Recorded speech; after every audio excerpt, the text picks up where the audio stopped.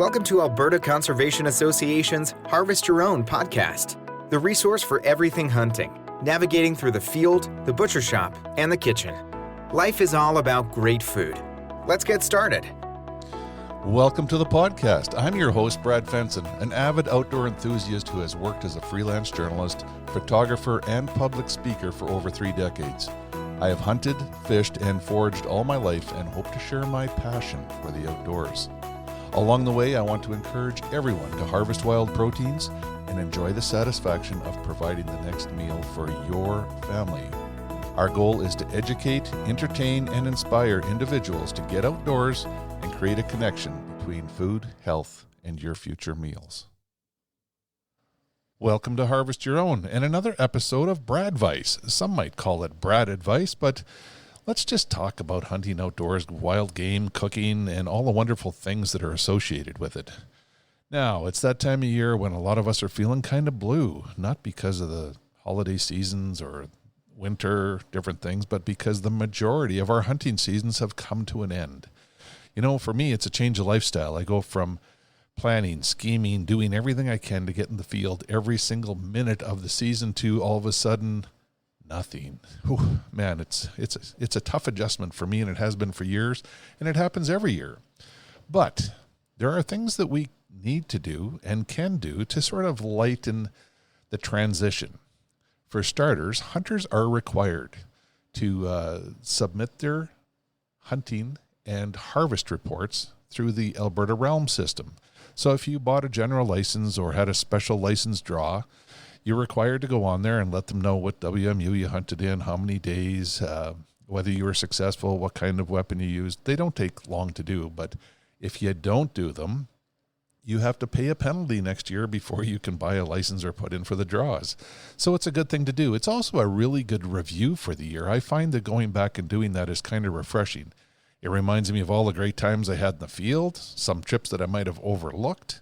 And, the most challenging thing is to get out a map of all the different wildlife management units of Alberta or your specialized hunting app and try to find all of those areas that you hunted in, how many days, what activities you did, what you hunted for, and all the rest of it. So for someone like me that hunts all the big game species possible and all the bird species possible, there's a lot to figure out. And sometimes sitting down to do my harvest reports can take a significant amount of time. So, you can do them online, but you can also do them on the mobile app. So albertarealm.com, go on there, have a look at your mobile app options, do it online. There's some videos there to show you how to do it. Another nice part of doing your harvest reports is that you get an opportunity to win a special license. That's right. If you submit your report, your name goes in to hunt moose, elk, mule deer, or antelope. That's pretty exciting when it's outside of the general draws and hunting seasons, and a lot of the waits for those species are getting pretty long. So another reason to participate is you might be able to hunt something next year that you thought you'd have to wait years to obtain a license for.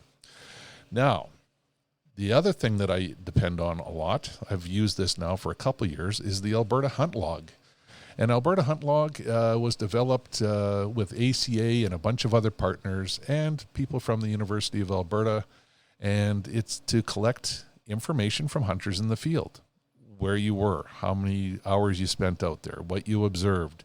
It's all interesting information that can lead to better wildlife management. And now the more of us that participate, the more information they generate, the more meaningful it becomes. So, I think it was 2024, so not this past year that we're dealing in, but 2024, they actually had 262 participants. Come on. We have 160,000 hunters in Alberta. I think we can get better participation than 262 people. I know the numbers did go up in 2025, and I'm anxious to get those and see them. But, it's interesting to look at the number of kilometers traveled, the number of WMUs that were actually visited, and what people saw. The information is kept private. It is put together as a conglomerate when they are doing reports and stuff. And there is some information there that hunters can glean as well to make decisions for the upcoming year.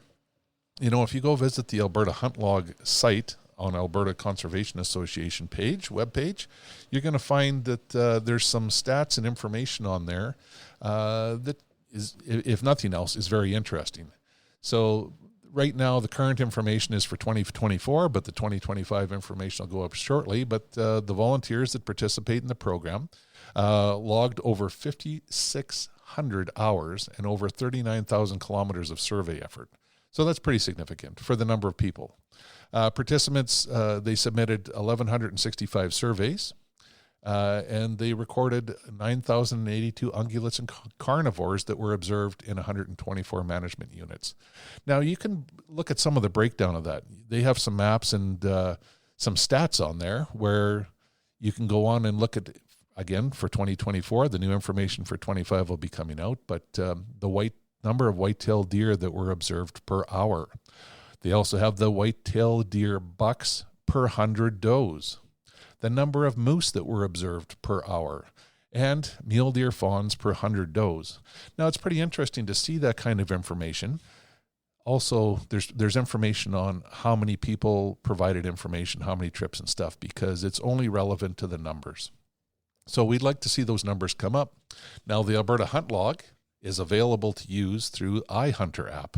It's a free app. Of course, there's lots of other things you can buy once you're inside there, but the Alberta Hunt Log is free of charge, and you can go in there and use it. You sign up, you sign your disclosure or the agreement, and then you can start logging it. Now, this brings us back to the beginning of this conversation where we have to do our harvest reports. So for me this year, because I participated in Alberta Hunt Log, I could go to my dashboard and see all the trips that I did. I can see the days that I spent in each WMU, where I hunted my white-tailed deer, where I hunted moose, where I hunted elk, where I hunted rough grouse, all the rest of it. It was a pretty interesting review of my year, and I'd say that overall I had a great year just because of the number of days and hours and kilometers I spent in the field. So again, that dashboard is really important. But when you go back to look at your hunter survey information, it makes it much easier to fill out. Now, the other thing it does is it really gets me geared up to start planning for the upcoming year. You know, when I look at different things, the dashboard really becomes a diary, and you can actually make notes in it as well. And I found that I like to note things like moon phase and environmental factors, like whether it's sunny or cloudy, windy, raining, snowing, and associate that a little bit with what I observed. Especially if it's in the same WMU or the same area I'm hunting, I can really start to see trends in terms of when I saw wildlife, what hours of the day it was, and other things that can help me to plan for the future. Planning, of course, is going to start in May because our draws come out and are finalized in June with results coming out in July. And the more information that we use, the more successful we'll hopefully be. How do you pick a WMU? Well, you look at some of the information that you have put together on your dashboard through Alberta Hunt Log, but you also go into that website on Alberta Conservation Association, and you can start looking at some of the data in terms of how many moose were observed per hour.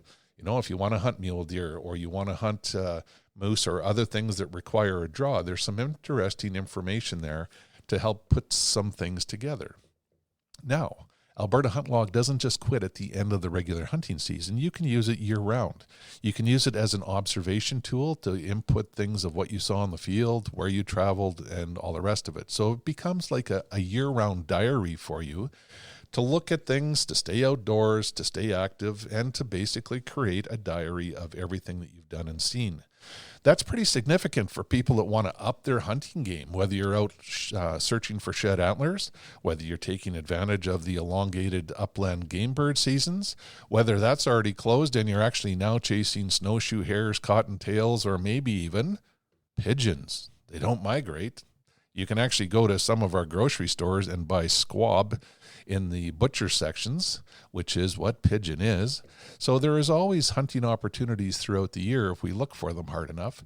But every time we do go out in the field, whether it's for predators or just fun or photography or whatever it is, we can continue to log our information, look at what our observations are, record them.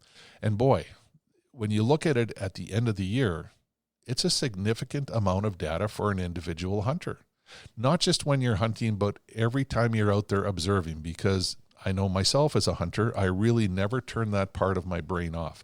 I'm always looking for deer. I'm always looking for things. And when I'm out in the winter, whether I'm shed antler hunting or just goofing around, you learn a lot about the species that are out there.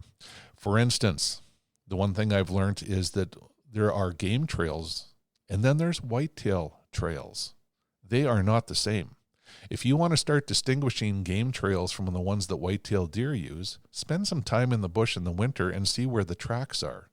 The whitetails use specific trails very religiously, and you'll see that the 90% of the tracks are on specific trails. Yes, there are lots of game trails going through the bush, but start to pay attention to things like where the whitetails move or where you see moose and stuff, and you can log that into your Alberta Hunt Log, make notes on it. It's going to make you a better hunter next fall. So, get your hunting reports in, find something to do out there this winter, and hopefully, because you participated, you'll win one of those extra hunting opportunities for putting in your reports. So, hopefully that helps you. Look up Alberta Hunt Log, get your hunting reports in, find something to do outdoors, and do something more to harvest your own. We hope to inspire people to reconnect with nature and appreciate where your food comes from by harvesting your own. For more information on getting started or to learn specifics about the Field to Fork experience, visit harvestyourown.ca and follow on Facebook and Instagram. Check back often for new material, recipes, and videos that are posted regularly. Please subscribe to Harvest Your Own podcast and take the time to rate and review the show to help us build a dedicated core of passionate hunters as our regular audience. Until next time, embrace the outdoors and all it has to offer. Thanks for joining us.